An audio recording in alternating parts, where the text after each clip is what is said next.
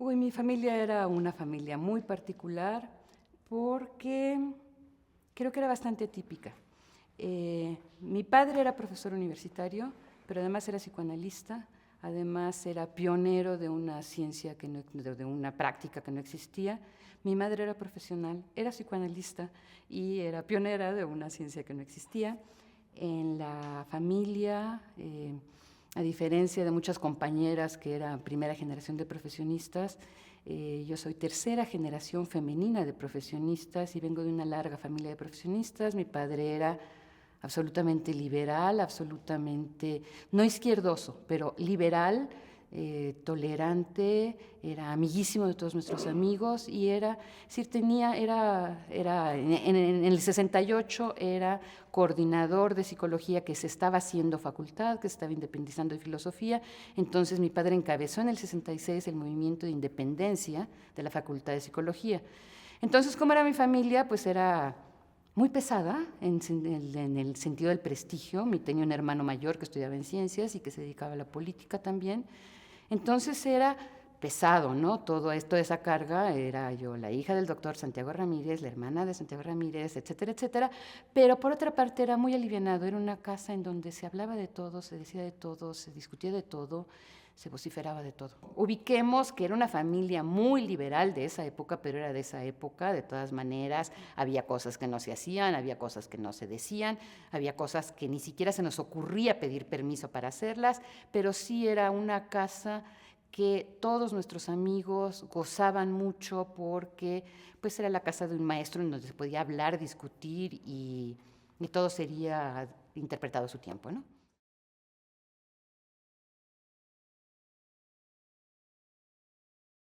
Estudié en una escuela particular que detestaba, estudié toda la escuela en el Colegio Columbia, que era como un gueto horrible y en donde mi máxima ambición era salir a la preparatoria 1 y me quedé castigada porque reprobé matemáticas. Y no pasaste la preparatoria. No, sí pasé el examen extraordinario, hubiera podido entrar a la prepa, ¿no? Era simplemente un castigo, ¿no? No tengo la menor relación ni con ninguno de sus habitantes, ni con la escuela, pero le debo haber aprendido muy bien inglés, nada más.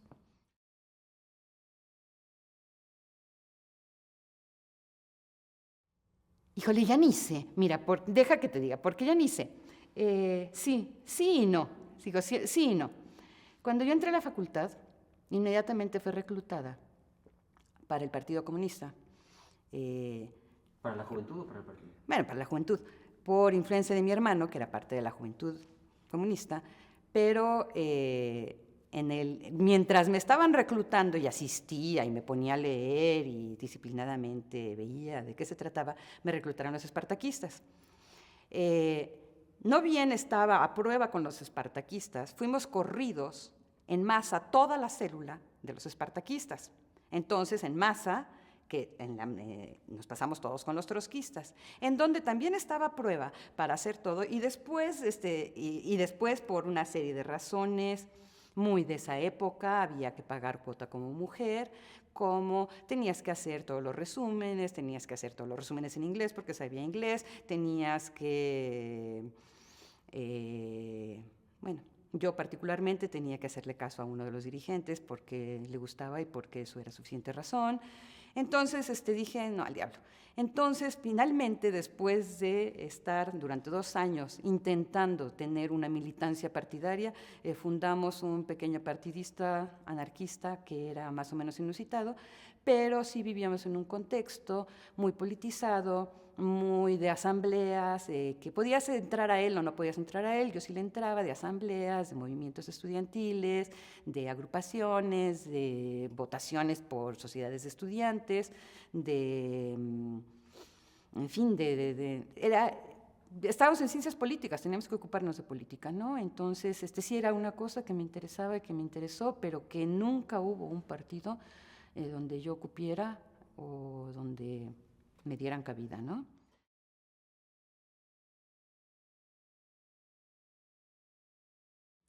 Dependía un poco de qué partido fuera, ¿no? Se hacían pintas, se iban a manifestaciones, se ganaban las asambleas de estudiantes, se ganaban un saloncito en donde tenías una biblioteca y reuniones de estudio, leías a Marx, leías a Marx, leías a Marx, hacías resúmenes de las noticias, te ibas a ver al camarada que toreaba, eras vilipendiado porque no eras proletario como la compañera de junto, tenías que pagar tus culpas de haber comido y desayunado toda tu vida haciéndole los resúmenes por haber aprendido algo tan pequeño burgués como el inglés.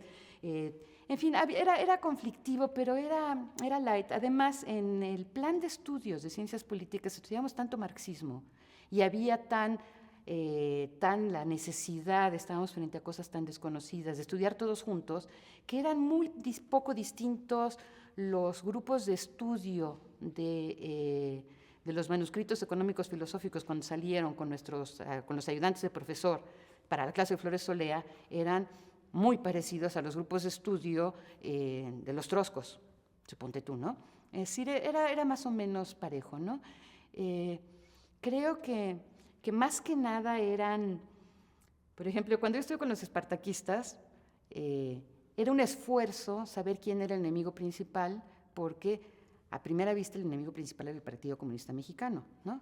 No la burguesía internacional ni nada, no, había toda suerte de, además eran tan pequeñitos, tan minúsculos, te expulsaban a la menor provocación por cosas que ni siquiera te enterabas, de una clandestinidad tan chabacana, tan, en fin, eran ingenuos, pero nos daban cierta cohesión, nos identificaban a unos con otros y en última instancia todos estos entraban a formar parte de lo que después era un comité de lucha de ciencias políticas que era muy colectivo, muy amplio, no había dirigentes, éramos 50 me supongo, muy pocas mujeres al principio, y que sí nos permitió en un momento determinado saber quién era cada quien y en qué andaba, a los que ya llevábamos, porque es bien distinto. A mí me tocó en cuarto año de facultad del movimiento del 68, cuarto, quinto, porque entonces era de 5 años la carrera, pero yo hice 2 en 1, entonces soy compañera de 3 generaciones distintas, ¿no? Pero es muy distinta el panorama que los que venían de la preparatoria sin militancia o de los que venían de la preparatoria con militancia. Había un grupo bastante aguerrido que venía con militancia espartaquista, revueltista, porque había varios espartacos. Había varios troscos, había varios comunistas, había de todo, pues. Los priistas ni siquiera eran priistas, había una carrera que se llamaba Administración Pública que se dedicaba a producir priistas con título universitario, ¿no? Entonces ellos eran otros grupos, otros salones, no había demasiado conflicto, puesto que si no asistías a asamblea, pues no asistías a asamblea, ni tenías ningún puesto, ni eras del comité de lucha, ni... Pues no sé, pero simplemente no existías, no estabas allí, ¿no? Los conflictos eran no tanto con los priistas, sino con los porros, ¿no? Con los ¿cómo se llamaban estos? Los del Frente Estudiantil, los del Muro, estos sí eran aguerridos y estos sí entraban a las asambleas a patearnos, ¿no? Ahora, como éramos una escuelita, no éramos facultad, éramos una escuelita de este tamañito, cabíamos todos en el salón número 1 y cuando ya no cabíamos porque era multitudinario, nos íbamos al auditorio de ciencias, cabíamos todos y podíamos deshacer una asamblea si nos era adversa con la mayor facilidad.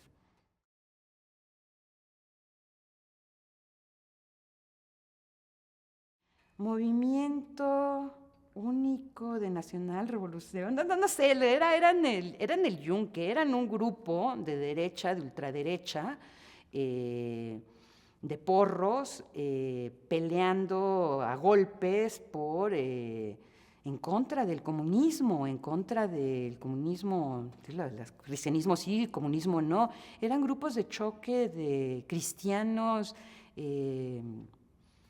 fascios, no sé, de la falange, no sé, eran los enemigos, pues, pero eran más poquitos que nosotros, pero sí eran combativos, eran disruptivos, eran muy violentos, muy violentos, eran capaces de agarrarte a golpes fuera de cualquier edad, dimensión, sexo o cualquier cosa, ¿no? Eran la amenaza inmediata, ¿no?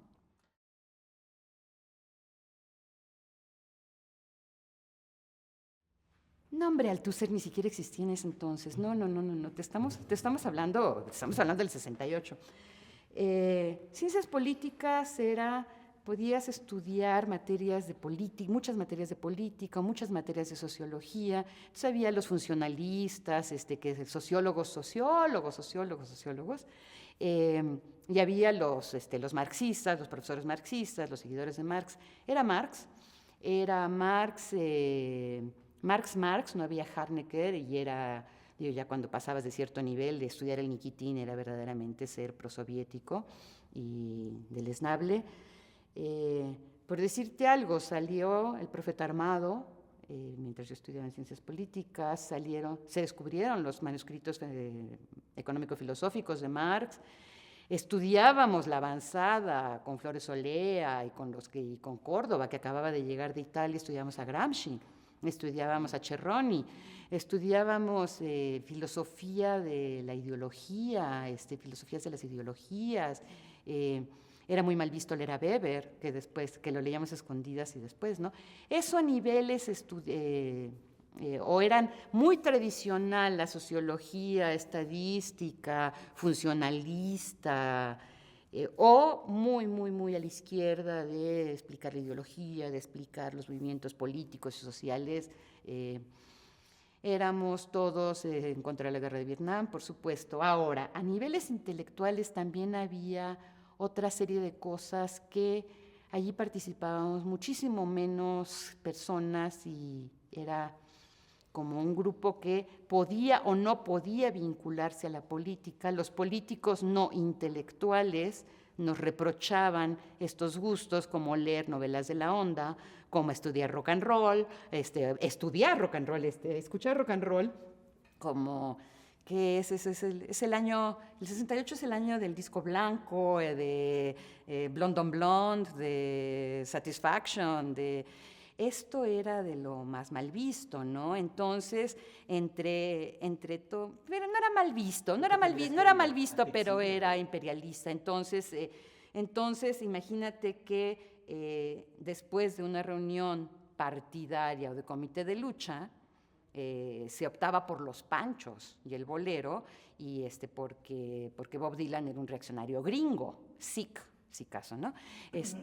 Había los festivales de cine. Yo me acuerdo todavía, debe haber sido en 67, del meeting extraordinario que armamos después de la batalla de Argel, ¿no? Había cineclubs, muchísimos, y era un deleite. En la mitad de la carrera yo me la pasé metida en el cine, no sé ni cómo pasé las materias. Había muchos cineclubs, se leía. Rayuela era nuestra Biblia casi, ¿no? Cortázar era realmente así, una maravilla. Arreola, los talleres de Arreola, la Revista Mexicana de Literatura, la Revista de la Universidad, empezó Punto de Partida. En fin, sí había un cierto número de gentes que escribíamos, que nos interesábamos, que sabíamos que era el mural efímera, y que quién era la mafia, y que despreciábamos profundamente a Cuevas por reaccionario, pequeño burgués y payaso, ¿no? En fin, pero eso no tiene nada que ver, y no era común, pero en general había pocos periódicos. Digo, leías el Excelsior, no existía más nada. El Día, que era bastante reaccionario. Estaba la revista Siempre, con la sección cultural.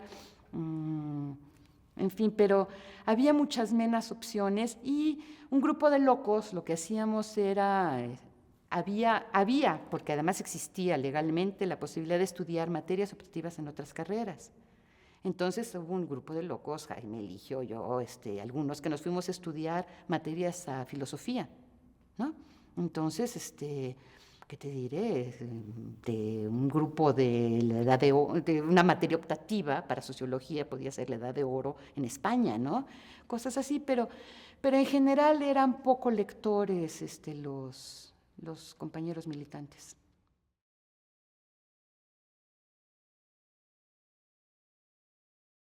Uy, no, la primera manifestación yo la recuerdo requete bien.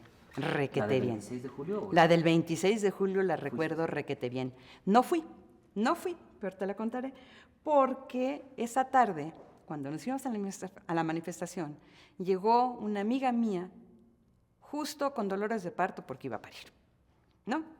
Pero la llevamos a la clínica porque además paría en la colonia Irrigación, no sé dónde demonios, un lugar lejos y extraño. Y la regresaron, no, señora, pues apenas está usted empezando. Pero ese mismo año cumplía 80 años mi abuela. Entonces nos fuimos todos a la fiesta de mi abuela, lugar en donde nos íbamos a reunir con mi hermano, los primos y un montón de cuates, porque venían de la manifestación, porque vivía cerca del viaducto, y allí era un lugar más o menos céntrico donde nos podíamos encontrar. Entonces, ese cumpleaños 80 de mi abuela sucedió entre una mujer que gritaba cada 5 minutos que le venía la contracción, en donde llegaron Taibo descalabrado, mi hermano descoyuntado, mi primo con una pierna jodida, en fin, fue así como una cosa, y después de eso yo me fui al parto de Citlali porque no nació el 26 de julio, nació al día siguiente. Hubiera sido altamente revolucionario que naciera ese día, pero no lo logró. Entonces, sí nos acordamos bastante bien. Yo no fui porque estaba con esa amiga, pero sí íbamos a ir, pues ya se había discutido en la asamblea que había que apoyar a los compañeros, etcétera, etcétera, ¿no? Ya, contra la pequeña burguesía de los de Chetarena, etcétera, etcétera, ¿no?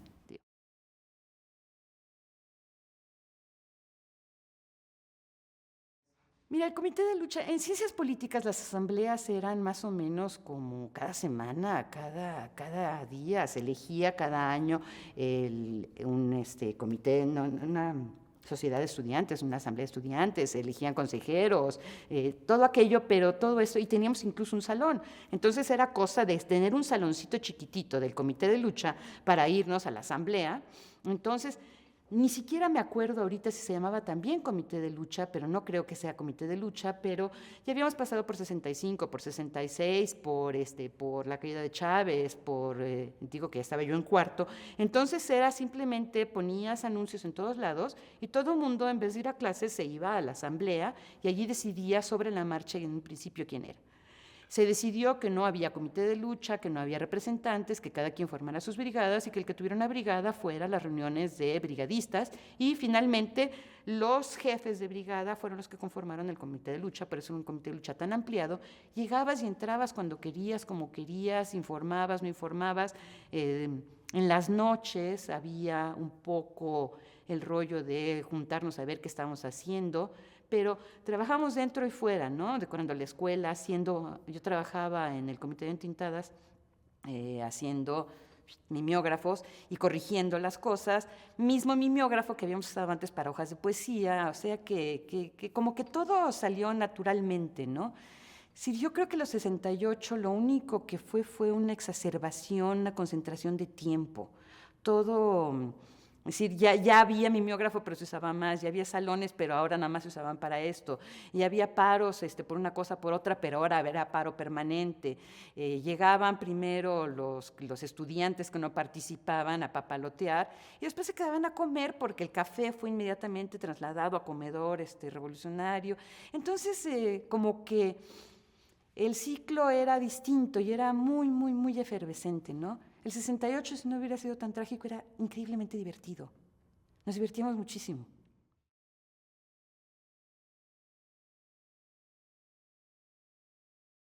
Sí, cómo no, y una de las noches más divertidas fue la noche de las pintas, en donde ahora el Comité Nacional, porque además, bueno, ya después ya sí más o menos nos organizamos, después de andar, el Comité de Lucha era nadie, bueno, había comisiones, entonces había comisiones para esa semana, ni siquiera eran únicas, de que fulano de tal va a ir al Consejo Nacional de Huelga y va a venir a decir qué resolutivos, ¿no? Se formó una asociación de profesores y entonces había observadores a los profesores que les informaban a los profesores qué queríamos los estudiantes o en qué andábamos o qué habíamos decidido porque les interesaba un buen grupo, un buen número de profesores, y después informábamos qué habían hecho ellos. Lo cual finalmente acabó siendo una de mis misiones, lo cual fue terrible porque me peleé con muchísimos profesores que después me tenían que examinar, ¿no? Y que aprovecharon para ponerme 6 y para bajarme el promedio y para hacer todo lo posible por reprobarme, cosa que no les fue posible, pero en fin, pero sí porque Los profesores también estaban muy divididos, participaban todos y había también las corrientes marxistas, las corrientes que nos apoyaban, las corrientes, digo, no todos los vejetes eran unos vejetes reaccionarios y había los que eran muy reaccionarios. Estos vejetes, te estoy hablando, tenían entre 30 y 40 años, ¿no? Eran chavitos, pues, los profesores, y andaban muy metidos y les interesaba mucho, y había un comité, el contingente de profesores del comité de lucha a la comisión de profesores, que no me acuerdo cómo se llamaba, pero la coalición era una de las más importantes, ¿no? La de ciencias políticas, la de filosofía, la de ciencias. Entonces participaban y nos venían, nos informaban, entonces hacían asambleas, no diario, pero sí hacían asambleas, y entonces había ciertos correos que iban y que venían, ¿no? Entonces, sí, más o menos se ordenó. Era divertido. La noche, que a eso iba, la noche que el Consejo Nacional de Huelga dijo, bueno, pues ahora determinación, hay pinta, ¿no? Entonces, pues era la rebatinga de las bardas. Generalmente cuando pintabas te agarraba la tira, tenías que correr, tenías que esconderte, ¿no? Aquí claro que tenías que correr, tenías que esconderte, pero éramos tantos, que además había una competencia por las bardas cerca del Politécnico, por las bardas cerca de CU. Entonces dijimos, no, aquí ya todas las bardas están pintadas, vamos a hacer. Nos fuimos al Panteón de Dolores, en donde escribimos, aquí yacen todos los cadáveres de los 36 estudiantes impunemente asesinados por el gobierno fascista de Gustavo Díaz Ordaz, y nos dio tiempo de hacer todo eso, porque además de que es larguísimo ese muro, y duró un buen rato, ¿no? Entonces, pero además sucedían cosas como que de repente teníamos que borrar, porque claro, si a mí me tocaba fascista y el otro, entonces de repente se repetían las letras porque te tocaba lo que te alcanzaba, y entonces había que corregir todas las pintas, era divertidísimo, ¿no? Llegaba la tira. Otra cosa divertidísima era las madres de familia, que, bueno, mi padre era el comité de la coalición, ¿no? Pero las madres de familia, mi madre, por ejemplo, encabezaba un grupo de chisme, ¿no? Entonces les hablaba a todas sus compañeras del francés, no hay azúcar, se va a acabar la gasolina, están pasando por quién sabe dónde, y empezaba todas las compras de pánico y todo el chismerío y todo, que iba rodando y se armaban chismes. Entonces había muchas mamás dedicadas al comité de chismes.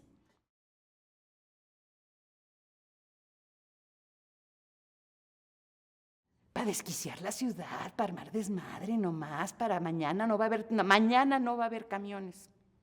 Pues ya un montón de gente ya no salía, ¿no? Mañana no va a haber peceros, mañana no va a haber No, era una ciudad con pocos teléfonos, sin celulares, sin metro, con peceros de a peso, donde se podía viajar de aventón, y se viajaba de aventón con muchísima frecuencia en el 68, y caminábamos, nos íbamos caminando de un lugar a otro.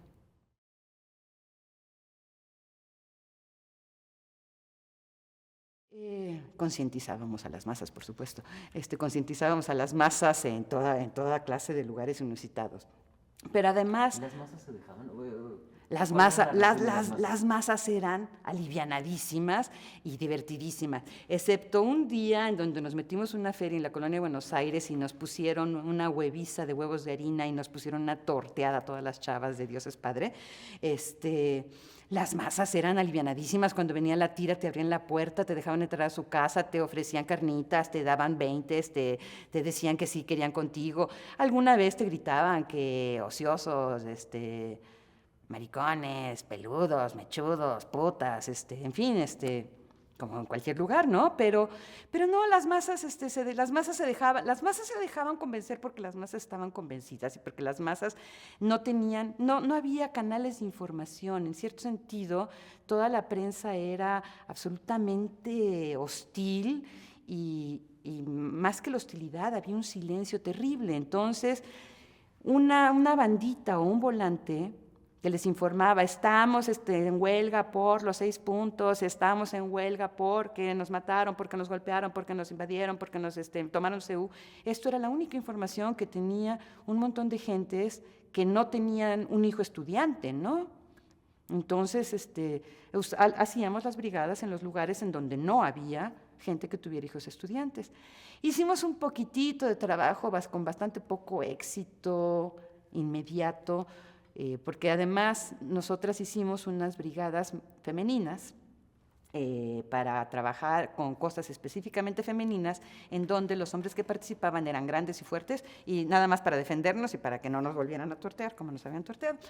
Entonces, volanteábamos o tratábamos de hablar y algunas compañeras se quedaron trabajando en eso, porque yo muy pronto después del 68 me fui, pero algunas compañeras se quedaron trabajando en eso con sindicatos de costureras, con sindicatos de empleadas. Entonces, volanteábamos muchísimo por San Antonio Abad, por Izazaga, por esos lugares, y les preguntábamos a las chavas, nos quedamos platicando todo el lonche de las chavas qué les pasaba, qué querían, qué no querían, quiénes éramos, pero me da la impresión ahora, a la distancia, que nos interesaba más contarles quiénes éramos que escuchar quiénes eran, ¿no? Pero esto se llamaba ir al pueblo, ¿no? Pues era toda una consigna.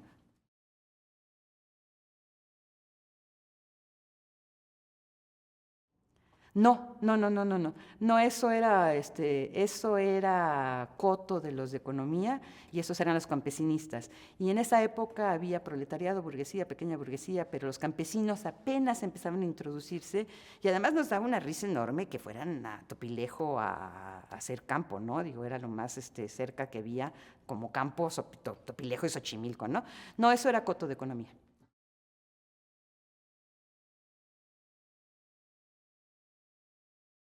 Pero ¿cómo no lo voy a recordar si lo hacíamos?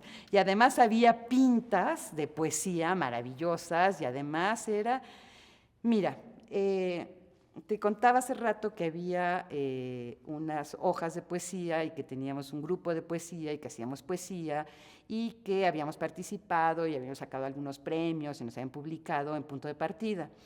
Esencialmente Eligio, Jaime y yo teníamos esa hoja de poesía y éramos los que habíamos publicado. Jaime además era dibujante y además Jaime, como lo habían agarrado preso en el 97, en el momento en que empezó el movimiento del 68 y la huelga, se mudó a vivir a Seúl.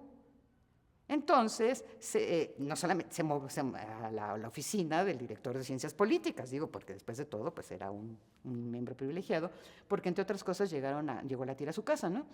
Que yo no sé si la tira llegaba a las casas, pero sí llegaba la tira a las casas y sí, era una de las cosas de las que teníamos que tener cuidado y llegaban, ¿eh? Bueno, pues llegó la tira a su casa y para no hacerte el cuento largo, se mudó a vivir. Jaime Godet, solo, en Ciencias Políticas, todas las noches, que algunos otros se quedaban, pero que no hacía guardias, haciendo guardia, se quedaban los que hacían guardia nada más y unos cuantos, las asambleas acababan a la 1, a las 2 de la mañana. Aburridísimo, fue el que empezábamos a pegar, ¿no? Y además, una de las cosas por las que pegábamos este periódico mural en las paredes era para que no entraran a los salones los del muro y los otros, ¿no? Entonces era una especie de sello en las puertas de los salones de abajo, de que los que estaban hacia las islas, que eran los más vulnerables, ¿no?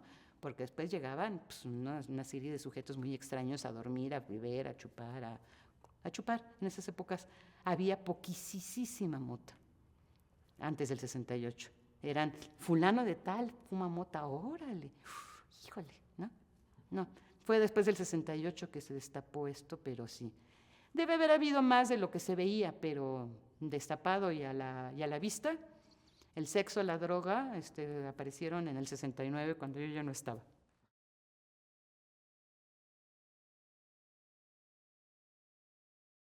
Yo no dormí en Seúl. Yo no dormía en Seúl, para decirte, lo digo, yo no dormía en Seúl, yo iba en las asambleas, todo aquello.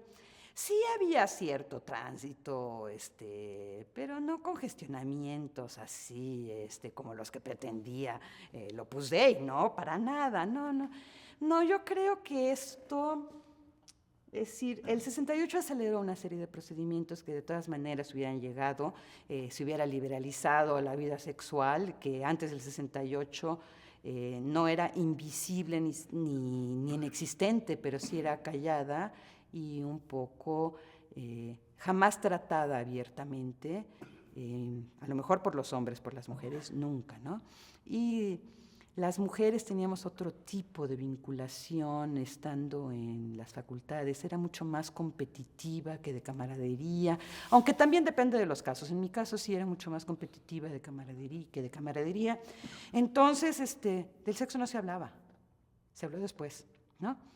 Ahora, como te digo, yo me fui muy inmediatamente, digo, yo en cuanto empezaron las clases, presenté todas las materias que debía antes de tiempo, e incluso acabé antes de que acabe el semestre en marzo, yo entré en enero a la escuela y me salí y me fui y no volví más hasta 12 años después.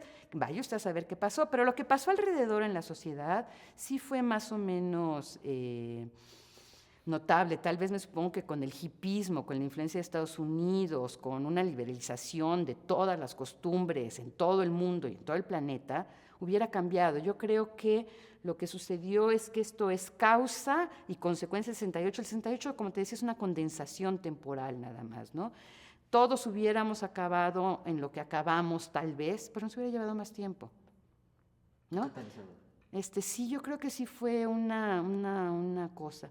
Y sí, era muy lúdico, sí, era muy divertido, y creo que por más politizados, por más escamas que ustedes, estábamos preparados contra la represión, no sé si estábamos preparados contra la cárcel. Yo personalmente, a mí lo que me acabó fue, yo no estaba preparada para nada contra la muerte, ¿no? Eso fue, y contra una muerte tan masiva, tan absoluta, y contra el silencio que la siguió. Eso fue, nos marcó, ¿no? Si hubieran sido muertos que hubiéramos podido reivindicar, que hubiéramos podido enterrar, que hubiéramos podido nombrar, hubiera sido muy distinto, ¿no? Siempre se nos hizo creer que esto era una alucinación nuestra y que además nos lo teníamos merecido. Entonces esto era, yo no pude con eso, ¿no? Esto fue, a mí personalmente me quebró muchísimo. Y quebró toda una serie de supuestos que traía de tiempo atrás y realmente modificó mi vida, ¿no?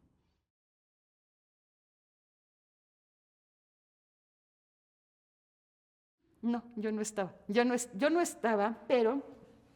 No, yo no estaba en ningún lugar, fíjate qué extraño. No, yo no estaba. Yo estaba haciendo sopa porque todos iban a llegar, entre otras cosas porque yo estaba casada entonces y yo era de las pocas gentes que tenía un departamento, yo, ¿no? Entonces, y que no era muy lejos de CEU, entonces todo el mundo le llegaba. Pero estuve inmediatamente después, es decir, en el momento en que me hablaron, entraron a CEU, hablé a la casa de mi padre pasó por mí y estaba detrás de los tanques de CEU, y entonces estuve viendo por dónde se podía salir, por dónde no se había podido salir, y los conocidos no habían salido, ¿no? Los conocidos, los amigos entrañables no habían salido, mi marido no había salido, y se podía salir. Entonces, es una de las cosas que yo nunca entendí, es por qué no se salieron los que se podían salir. Y ahí hubo yo no entendía por qué no se habían salido todos, ¿no? Y desde fuera, es decir, llegaron totalmente avisados, llegaron por Avenida Universidad, por Copilco. Desde el lado de Copilco, donde vivían algunos amigos, estuvimos incluso ayudando a salir a alguna de las gentes y estuvimos distrayendo a los soldados, aventándoles cuanta cosa teníamos a la mano, insultándolos, pateándolos, digo, no pateándolos, ¿no? Pero haciéndola, pero de muchísima gente que llegó y rodeó a su vez a los soldados con los coches, con las luces, con los faros, con los claxons, a insultarlos, a patearlos, a dejarlos salir, un poco para ver si si armábamos un desmadre en la puerta de CEU y en las orillas de CEU, a ver si esto hacía que los que estaban adentro salieran y los de adentro pudieran irse por algún lugar, ¿no? ¿Qué no sucedió? Muchos salieron, muchos salieron. Es más, se salieron de todos los que estaban, porque además se les avisó, que ya se les había avisado varias veces, se les avisó, se les habló por teléfono, se habló a muchos lugares. Yo creo que no se quedaron más que el 10%, todos los demás salieron, había lugares por donde salir. Digo, CEU no es una muralla, ¿no? Por Copilco salieron muchísimas gentes, porque entonces no había nada más un par de puertitas, ¿no? Había más puertas, había un espacio abierto por el estadio, en fin, sí, se podía salir, muchos se salieron.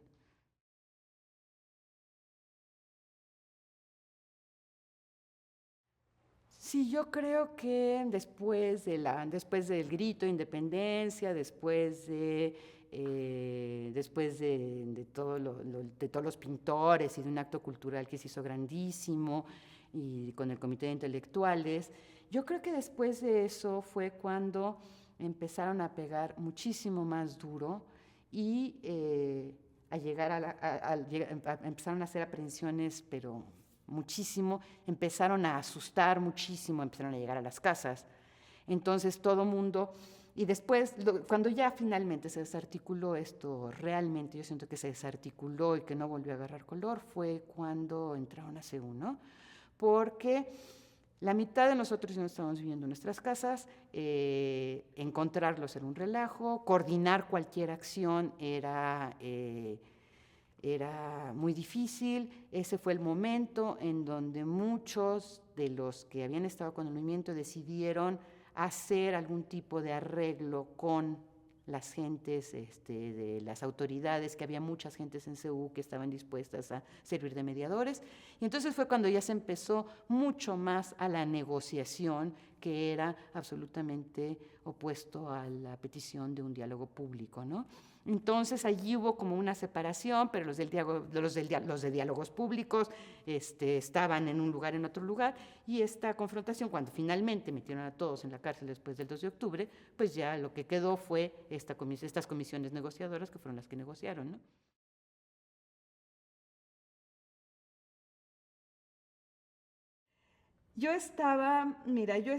Después de la toma de CEU, yo no estaba por la no negociación, por seguir, por reconstituirnos y por sí hacer una negociación, que salieran todos de la cárcel, pero por las negociaciones públicas. Es decir, no por las negociaciones vía CEU, vía intelectuales, vía profesores, vía comités, vía pequeños comités, que ya te habrán contado de eso, porque incluso está publicado, sino sin la negociación, pero la negociación pública. Pero yo no importaba, hombre, yo era un miembro más de los 50 que había en el comité de lucha, que no importaba mayormente. Yo ya estaba en cuarto, yo ya estaba bastante más desencantada de todo el movimiento que los chavos de primero. Yo ya había pasado el movimiento de 66, ya había pasado el movimiento de los médicos, ya conocía a los líderes, ya estaba viendo cómo se estaban saltando a la yugular unos a otros. Y finalmente después ya no se pudo reconstituir después de Tlatelolco, porque nada más quedaron. Y yo por accidente no estaba en Tlatelolco, no llegamos a Tlatelolco, pero sí las reseñas eran espeluznantes, ¿no? De quienes sí estuvieron. Claro. De quienes sí estuvieron, sí.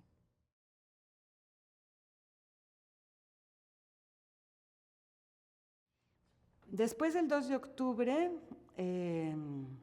no seguí militando, yo me fui, yo estaba francamente asustada, yo me fui. Y yo conocí, me fui, huí, y yo había conocido el 3 de octubre, por la vía del comité de intelectuales, nos habían regalado unos cuadros y nos habían ofrecido irnos a esconder a una casa, y yo conocí en esa casa, porque era la casa de él, al hombre que iba a ser mi marido los próximos 11 años. Entonces allí, Entonces, no solamente era el quiebre con la militancia y el quiebre con el movimiento, sino el quiebre con el matrimonio, con la vida, con la carrera, con las expectativas, con todo, ¿no? Entonces, seguí militando en otra cosa, ¿no? Porque después me casé, después tuve hijos, en fin, me fui, tuve hijos, etcétera, etcétera, y después, aparentemente, yo ya no tenía la menor militancia. En el año de 1973 abrimos la Casa de la Cultura de Juchitán, que tenía todos estos antecedentes míos del 68 y que después que fueron utilizados en provecho de una otra causa, que era la causa de las luchas indígenas de un pueblo de suyo rebelde y de suyo distinto, con el que tuve que volver a aprender todo, porque era una asamblea en la Casa de la Cultura de Juchitán era significativamente distinta de una asamblea en el Salón número 1 de Ciencias Políticas, ¿no? Y lo volví a aprender, y lo volví a perder, y lo volví a recuperar en otros lugares. No, ese es algo que no se te pasa, pues.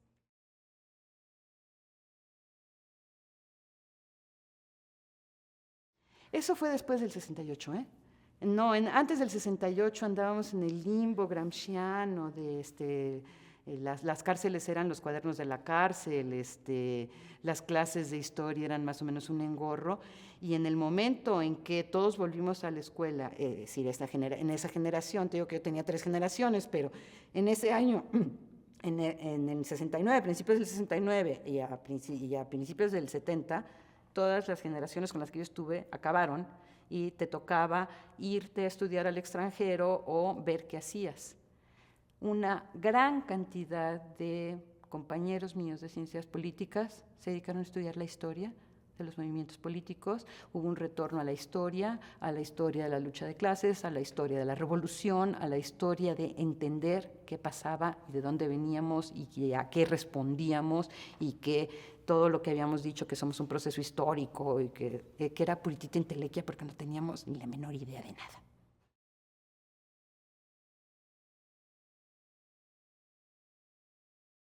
Muchos se insertaron en movimientos sindicales, muchos se insertaron, algunos se insertaron en movimientos sindicales, muchos se metieron a estudiar historia y a trabajar en docencia y a formar gente y siguiendo una militancia más o menos, pero desde la academia. Otros se fueron a la guerrilla y otros se fueron al gobierno, ¿no? No directamente, más que si estudiabas administración pública, pero haciendo escalas en Nexos, en muchos otros lugares, lo que haces es que finalmente los compañeros más troscos se dedicaron le apostaron realmente, pero además lo creían, pues no hay por qué tomárselos a mal, hacer la revolución desde adentro, ¿no? Y sabotear el aparato del Estado desde adentro y lograr hacer desde dentro la revolución. O olvidarse de la revolución también, esa es la otra opción.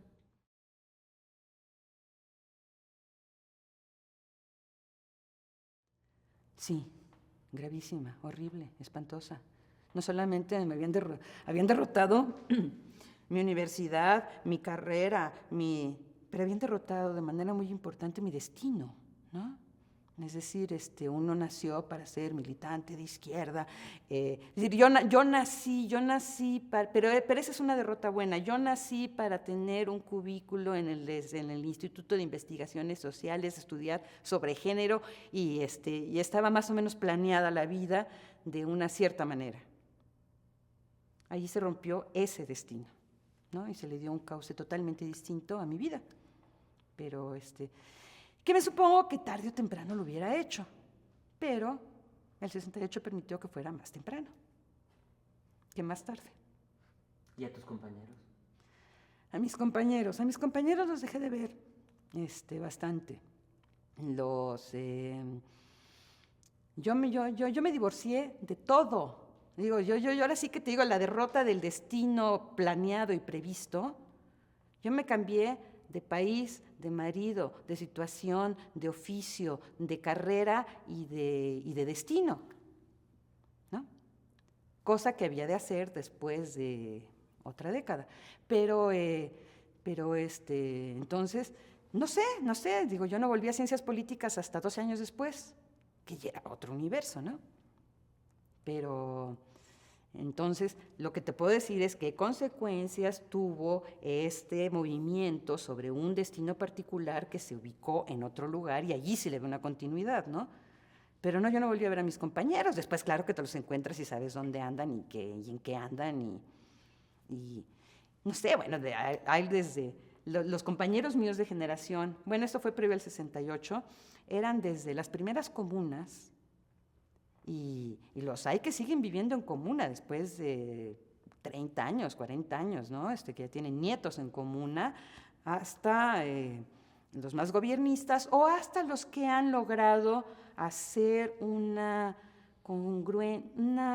mezcla congruente de su destino, de su trabajo, de su enseñanza, que incluso pueden trabajar en el gobierno, pero que no han claudicado, ¿no?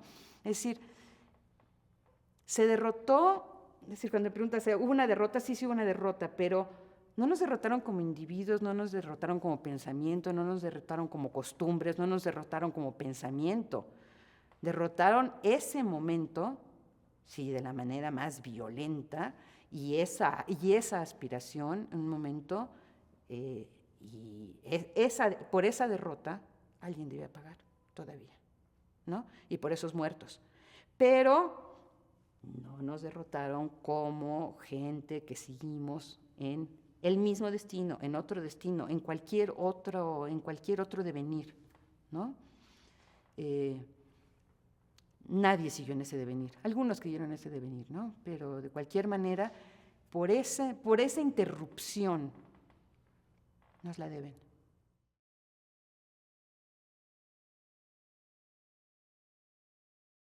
Uy, oye.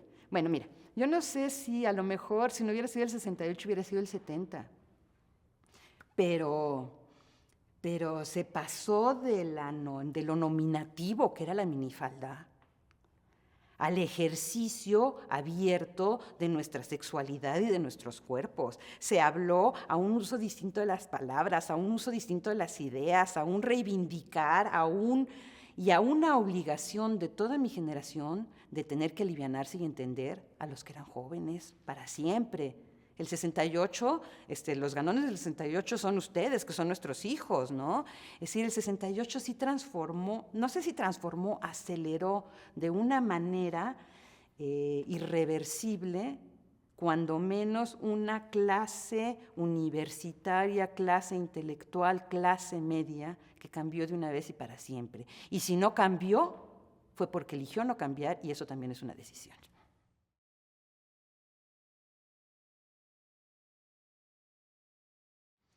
La del 27 de agosto fue 27 de agosto. No, 27. 13 de septiembre. 13 de septiembre. La del 27 de agosto fue la del Zócalo. La que del se quedó en el Zócalo. Zócalo, ¿esa cuándo fue? 27 de agosto. 26 de agosto. 27 de agosto. 27 de agosto, 27, ahora la vi un 27. La manifestación del 27 de agosto fue la manifestación más bonita de todas las que yo recuerde. En el contingente de ciencias políticas habría, con un desfile de banderas que llevaban todos los del comité de lucha, que deben de haber sido 50 banderas rojas. Pero entre esas banderas rojas había 3 banderas negras de los anarcos que habíamos en ciencias políticas, que éramos 3, estos mismos 3 de los que ya hemos hablado, y era grandísima, era una enorme, grandísima. La gente que salía a las calles era también enorme. Te estoy hablando de una ciudad de cuántos millones de habitantes, de haber tenido 6, ¿no? 7 cuando mucho. Y estaba en el Zócalo, eso sí estaba, ahora sí que no estaba en Tlatelolco, no estaba en CU, pero sí estaba el día que salieron los tanques. Bueno, cuando tú me decías cuándo fue el punto de quiebre, ese fue un punto de quiebre, ese fue un punto de terror que yo recuerdo muy vagamente, porque además nos quedamos en el Zócalo. Compañeros, se les ha dado permiso para hacer una manifestación pacífica. Tienen ustedes 3 minutos para abandonar el Zócalo. Chiflando, gritando, aventándoles cosas, y de repente se abren las puertas del Palacio Nacional y se abren enfrente de la fogata de ciencias políticas que estaba allí en la esquina de la Suprema Corte, ¿no? Y pues a correrle, hijo. Entonces, nos corrimos, desbarrancaron, venían los tanques y venían los soldados. Entonces, agarró un chavo conocido, atravesó un trolebús en la calle de Madero para que pudiéramos seguir corriendo, y atravesaron otro camión para poder seguir corriendo, y nos volvimos a reagrupar en la explanada de Bellas Artes. Ahí se volvió a agrupar de nuevo, y además los rumores, que vaya usted a saber si eran ciertos o no eran ciertos, pero eran absolutamente creíbles, de le pasó un tanque encima a un chavo de la prepa 6, ¿no? Órale, de la prepa de Tacubaya, órale, ¿no? Entonces, igual, si no te metías en los portales, estos tipos iban como iban, voy derecho y no me quito, ¿no? Y luego nos volvimos a agrupar en frente de Bellas Artes, y venían los tanques de nuevo, venían los soldados de nuevo, y vámonos, nos echamos a correr por toda Avenida Juárez. De los hoteles les echaban vasos, hielos, colchones, ropa, zapatos, todo, sillas, lo que encontraban las gentes de los bares, de los hoteles, de todo. Y entonces nos íbamos deteniendo. Una parte se había adelantado a las obras del metro. Entonces, yo recuerdo, pero esto sí ya cuando los tanques aceleraron, yo lo que recuerdo es, botas 68eras, yo lo que recuerdo es el sonido de los rosales en las botas, porque nos metimos, porque no se podían meter los tanques, por adentro de la Alameda, para salir a lo que era la Estación Hidalgo, en donde los compas del metro nos recogieron y nos llevaron a C1. Yo creo que allí fue donde a mí realmente me dio terror y me empecé a preguntar, bueno, sí, este relajo está divertidísimo, pero estos señores nos van a matar. Digo, pues cuando te van a matar mínimamente te preguntas por qué te estás jugando la vida, ¿no? Y un poco, te digo, no era una chava de prepa ni era una chava recién entrada, yo ya llevaba 4 años en la facultad, ya más o menos conocía a todo el mundo, ya más o menos sabía de qué cosa, y yo sí tenía dudas, hondas, graves y espeluznantes, y me agarraba a aquello que yo desde entonces le llamaba el síndrome ¿qué carajos?, ¿no? Y entonces, ¿qué carajos?, ¿no? Y un poco fue lo que a mí me obligó a ¿qué carajos voy a ir a hacer ahorita a Tlatelolco, no? Ir el mismo rollo de siempre, porque ¿qué carajos vamos a hacer ahorita después? Pero para el mismo tiempo que te agarraba la duda, te agarraba la obligación un poco moral con todos los que estaban junto a ti, pero ya ¿quién estaba junto a ti? Digo, ¿quiénes eran? Tus super cuates, porque los demás andaban escondidos, escapados, presos y después muertos, ¿no? Entonces sí era más o menos grave. ¿Y la del silencio? ¿Estuviste en eso? La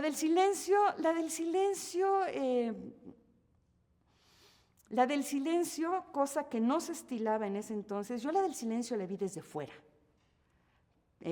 porque teníamos muchas dudas cómo iba a funcionar esta, ¿no? Porque ya para entonces los chavitos de las prevocacionales y de las vocacionales los llevabas con una cinta, los comités de vigilancia, en los corrales que se llamaban, ¿no? Totalmente emborregados y lo que tú quieras, pero sí era espeluznante, ¿no? Era impresionante porque el silencio no solamente era dentro de la marcha, sino fuera de la marcha. No solamente no gritabas nada, sino los de fuera no decían absolutamente nada.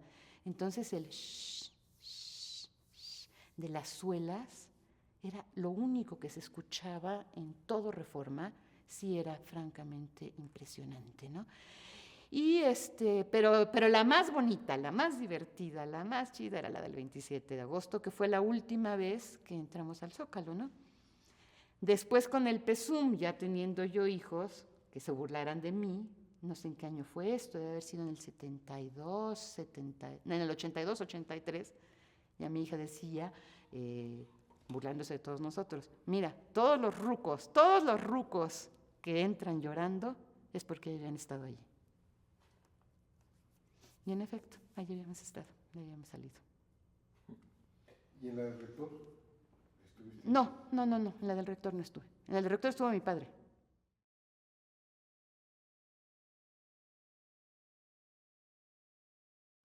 ¿Quieres que te cuente esa historia? Pero esa es otra historia, ¿no?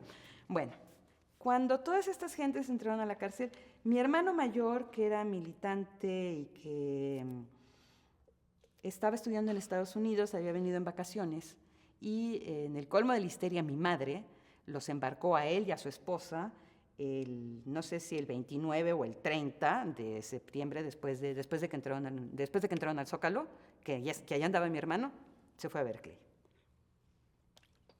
Mi padre era de la coalición, mi padre sí se quedó, y mi padre no solamente se quedó, sino que vinieron a buscarlo porque para consultarlo sobre cómo les estaba yendo a los chavos dentro de la cárcel. Entonces, mi padre nunca fue a verlos a la cárcel, era una gente extraña mi padre, pero se negaba rotundamente a ver a los chavos con los que él había participado en la cárcel. pero les mandaba consejos por interpósita persona, entonces las gentes que iban a irlos. Mi padre lo que sí hizo fue verlos y recibirlos en su casa en Cuernavaca para una especie de terapia con cubas, colectiva, extraña, terapia de apoyo cuando ellos salieron de la cárcel, ¿no? ¿Por qué? Porque se sentían muy mal, porque no se sentían bien, porque querían mucho a mi padre, porque eran ricas las cubas y porque se la pasaban poca madre en Cuernavaca y porque realmente creo que les ayudaba, los apoyaba, los quería, ¿no?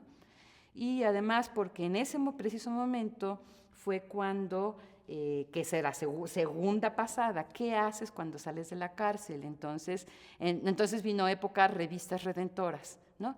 Entonces, con mi padre, con mi hermano, yo misma, Francisco y todo, hicimos todo un proyecto de un libro para financiar, para que sirviera de financiamiento, al menos parcialmente, para la revista de los excarcelados del 68, en el año de 1972. Hicimos una exposición, un libro, un grabado, dibujos, todo aquello, mismos que se les pasaron a los excarcelados para que hicieran su revista. ¿La hicieron? Claro, se llamaba Punto Crítico. Sí, por supuesto que sí. Pero era nada más una de las partes, ¿eh? No creas que todo el financiamiento venía de allí. Y escribíamos todos en esa revista.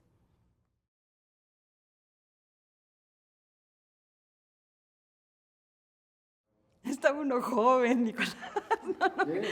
No, mira, estaba uno jovencita. No, mira, ser mujer no sé si para todas las compañeras, a mí me resultaba muy complicado. Me resultaba muy complicado porque era reconocidamente pensante, lo cual entraba en una serie de conflictos. Mis maestros me querían, estaba a niveles de igualdad con los compañeros, a niveles de discusión y con frecuencia a nivel de superioridad. Había una enorme competencia con las mujeres y había una cosa que a mí me resultaba absolutamente amenazante y atemorizante de este deseo del prójimo de darme lecciones, de quitarme lo arrogante, de quitarme lo payasa, de quitarme lo bonita, de quitarme lo lista, que a mí me producía una especie de terror, por decirlo menos, porque yo venía de un sistema totalmente resguardado y salí con mi minifalda y mi bobería a la jungla, ¿no? Porque Seúl era la jungla de los bestias, ¿no? Entonces era muy difícil, no se hablaba, ni se militaba, ni se decía del sexo abiertamente, más que nominalmente y por ser liberado.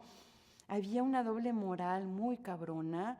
Siempre acabamos siendo las secretarias, las novias, las traductoras y las que engrapaban y las que volanteaban de los dirigentes políticos. Siempre había una cosa grave y estábamos acostumbradas porque de esos padres, de esos primos, de esos hermanos y de esos lares veníamos, pero nos sublevaba. Y yo creo que esa sublevación que pudimos gritar en un momento no se nos volvió a quitar nunca, hasta ahorita.